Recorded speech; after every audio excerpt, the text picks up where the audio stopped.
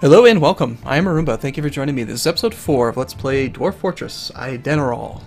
Alright, so we've covered the basics of the interface.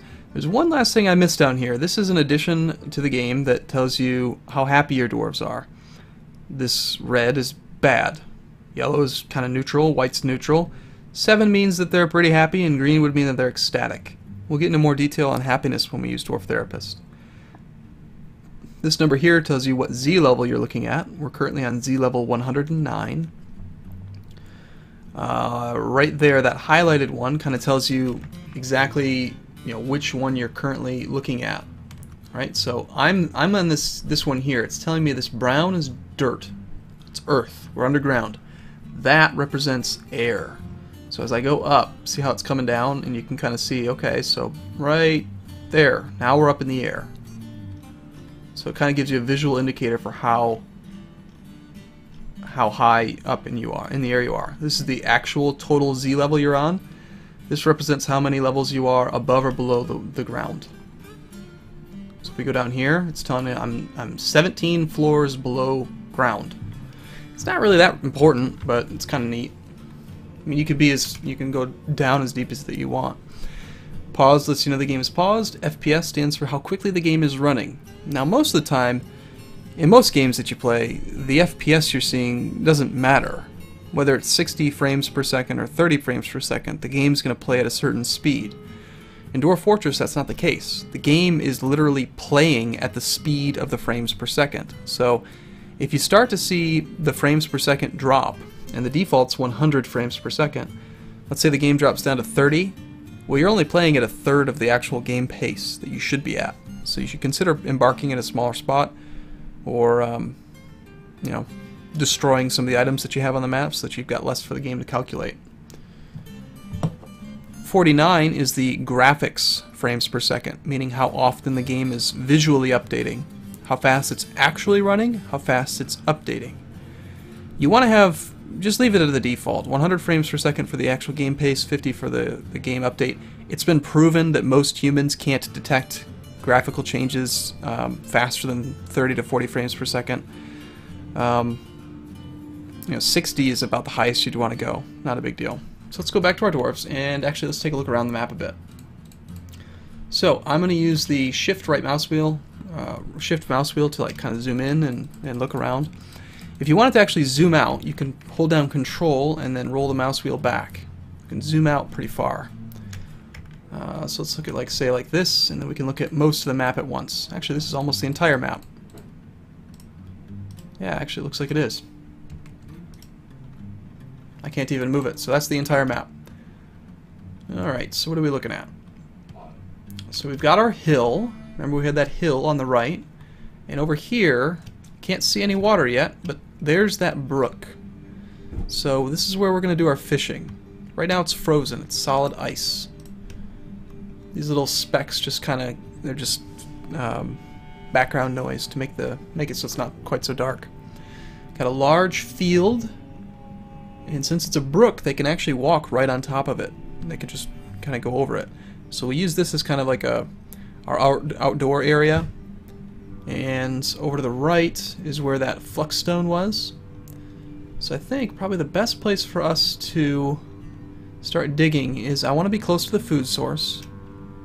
And it looks like, if we zoom back in again, this is some dolomite. This is soil, sandy loam. The first few layers of the ground are pretty easy to dig through. Got some dolomite down here as well. We've got some hematite, which is iron. Excellent. Alright, well, we don't have to worry about finding iron. I'd say probably the best place is going to be anywhere, really. Doesn't really matter that much. Let's just dig near the iron. So we'll dig over here. Okay, so we'll start off by digging here. And I've actually made that bigger than I wanted to. The last time I played Dwarf Fortress, I didn't actually have all of the mouse query type stuff, so I'm getting used to it too. We're going to dig a nice long pathway in, and for now, let's actually create some stockpiles to tell the dwarves to bring everything to the entrance of the fort. So we'll make a nice big stockpile like this, and then we'll click on it, click settings, and I'm just going to enable everything. So bring all this stuff over here. Basically what we're saying. Then I'm going to go Shift H to go to my hotkeys, press F2, and then Z. So I want the entrance of my fort to be bound to F2. F1 takes me back to the dwarves, F2 takes me to my new entrance. Now I'm going to click on the wagon, and I'm going to remove it. It's going to cause all the items in there to just kind of explode outward, and then the dwarves are going to say, "Oh, look at all that stuff. Where should I put it? Oh, there's a stockpile over by the entrance to the fort. Let's go put it there." If it's in the building, they're not going to want to move it quite as quickly. I'm going to go back over here. I'm also going to create a zone. You can have zones that overlap your stockpiles, because a zone is kind of, it's different. It's not a pile. It's a zone. And then I'm going to say that this is a meeting area, and that it is also a pen or pasture. I'll press capital N to list the items, list the units that I want in this pen or pasture. And then I'm going to use the Enter key to enable it. I'm basically saying, yep, that dog belongs in this pasture. I'm going to roll the mouse wheel down and just enable all of them. I'm basically saying, okay, dwarves, take all of our crap and put it over here. And I want everything over here for now.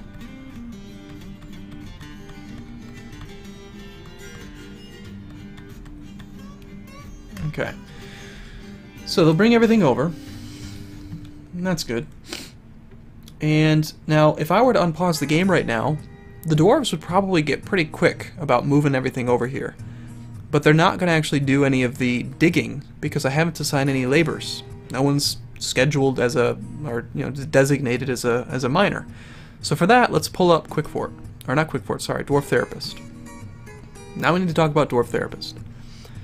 If you've downloaded my patch, my zip file, you should have most of the same settings that I do, I think. Although I do think that my settings might be saved in my documents file or something. But fiddle around with it a bit and you should be able to get it to look like mine. Just go to the options menu. I like to use the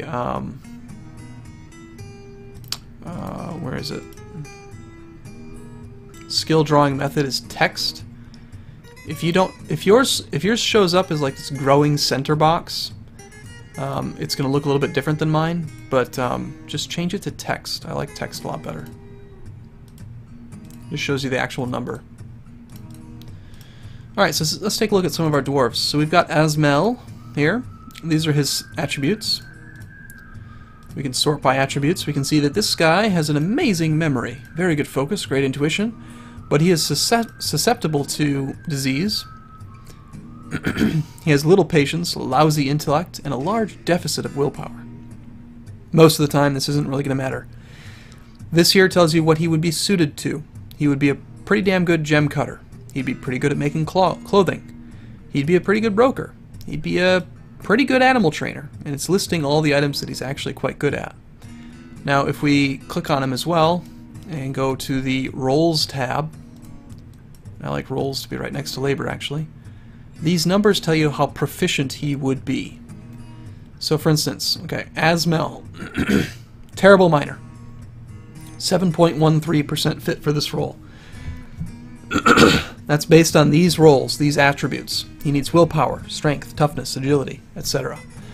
All dwarves are going to get, sorry about that, all dwarves are going to get better at whatever labor they're doing just by doing it. But you generally want to pick a dwarf that's going to be pretty well suited to the task. So rather than put Asmel as my miner, I should probably use Locum, or Edem, or Shem, because they have a higher score. The highest you can have is 100, meaning they're 100% proficient at it. The lowest would be 0. Now, let's say that you don't want to actually go through and figure out, like, well, okay, this guy's going to do this guy's going to do that, etc., etc. Well, just use the labor optimizer. I have a built-in optimization plan called First Try. It automatically kind of balances the fort for you. So what you do is press Ctrl-A, select all your dwarves, click the Optimize button. All these changes are now pending. Basically, Labor Optimizer has just said, okay, follow Arumba's rules and fill in these labors. You click Commit, and now it's automatically figured it out for you. So it's made Locum the miner. Locum has a score of 94 as a miner. It's made Stukos, the carpenter and crossbow maker. Stukos is very, very well suited to be the carpenter and the bower. Bower is also known as crossbow maker. So, it does all that work for you. Now if I click on this and I sort by mining, it's going to list them in the order that they would be good at it. So for instance, Locum Edem Shem. Locum Edem Shem. I want a couple miners right now. I want to really make sure we start digging quickly. So I'm going to check off, I'm just going to click on that to make it so we have 3 miners. Notice how this one changed as well. You can't be a hunter and a miner. You also can't be a hunter. These 3, mining, woodcutting, and hunting, are mutually exclusive because they have specific tools that they need to carry around to be a miner, to be a woodcutter, to be a hunter. A dwarf's not going to be a miner, carry around a pickaxe, be a woodcutter, carry around an actual axe, and be a hunter and carry around crossbow, bows, and arrows and all that stuff. So, if I make Edem my other miner, I'm going to need to potentially put down, let's let, we're not going to worry about hunting for now. Click commit, send those changes. So now we've got three miners, and the game's automatically gotten rid of 5 of my haulers over here. These are the hauling labors, where you can specify who is allowed to haul what. I think, I wanted to use, I like labor no spacers. Spacers are these little tiny spaces between the different sections. I like to use this one because then I can see all of the items at once. So I'm actually going to get rid of labors. Labors, no spacers. Okay. So I'm going to go ahead and re-enable for all dwarves all hauling labors. So easiest way to do that is to actually go to group by, say, cast. These are all dwarves. Then I can right click here, toggle hauling for dwarves. I've just said everyone hauls. Commit. Now what that's going to do is it's going to make it so that my miner might decide that hauling is more important. If I wanted to make sure that my primary miner didn't do any hauling of items, I could say, okay, this guy, don't haul. But I'm not going to do that for now. Right now I really want to make sure they get all the stuff near the entrance. And at the same time I want them to start mining. So I think we're ready to actually do a little bit of playing and let the game go for a bit. So press F1, we'll unpause it by pressing space and watch them go. So it looks like they're focusing primarily on the animals. They're dragging the animals there. Some of the chickens and turkeys and things are just heading that way on their own. Don't ask me how, but for some reason they're just being nice and they're heading towards the meeting zone. They don't know where to go, so they're heading to the meeting zone on their own. And we do have 2 dwarves now that are starting to dig. Now, along the bottom, we're getting some announcements. Remember how I said earlier we can press A to view announcements? So, Stukos Segundostos, cancel store item and stockpile, job item misplaced. So he was trying to move something and somebody else picked it up. Not really too worried about it. This is very easy for them to dig through. So he's going to pick up skill pretty quick. And now he's just decided to go do something else. If we want to see actually what every individual dwarf is doing, we just go to the unit list, and we can see. Unit list is U, if you've forgotten already. That's okay, don't worry. U brings up the peasants, like the actual list of our citizens. Right now they're all storing items in stockpile. There's so much stuff that they're trying to get it all where I told them to put it. And now he's back to mining. And actually, I am going to go ahead and tell my miners to not be haulers, because I want them to stay focused on digging out that first cave for us. So we're going to go sort by profession. Nope, that's not what I want. We'll just do this. We'll sort by that, and then these 3 are the ones that are enabled for mining.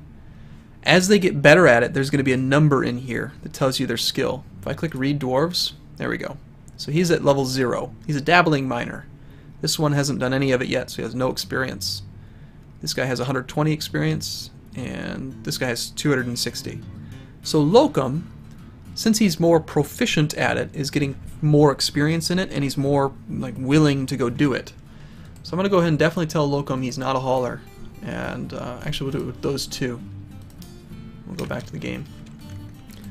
Now once they get to the end of this, they're going to stop mining and just have nothing to do. Since I've told them they're not allowed to haul, and there's nothing to dig, they're going to see if they have any other options, like, is there any stone detailing to be done? Is there any farming to be done? Any brewing, plant processing, blacksmithing, leatherworking? And none of that stuff has been kind of organized yet, so they're not going to have anything to do. Right there, you can see a little bug. See how it says beetle up here? So there's little vermin. The reason why you want to have cats or lizards, certain lizards will hunt vermin as well, is that vermin eat your food and they can also cause your dwarves to be unhappy. So cats kill vermin. They'll just chase around bugs and eat them and stuff. So that's what that little kitten is hopefully doing. Get the beetle. Get him! What is this little guy? That is a stray lamb. There's our horse. We didn't actually buy a horse, but we came with a wagon. So we got a stray yak bull and a stray horse. This is a female horse and a male bull. So we're probably going to butcher the bull because we don't have a breeding pair and we'll end up needing food soon anyway. So, I think this is a good spot to wrap it up. What I'm going to want to do next is use Quick Fort. So let's go ahead and turn on Quick Fort. And in just a moment we're going to go ahead and start planning out an actual fortress. So we'll wrap this one up here, and in the next video we'll start telling them where to sleep and where to eat and where to do all that stuff. So thanks for watching. See you again soon.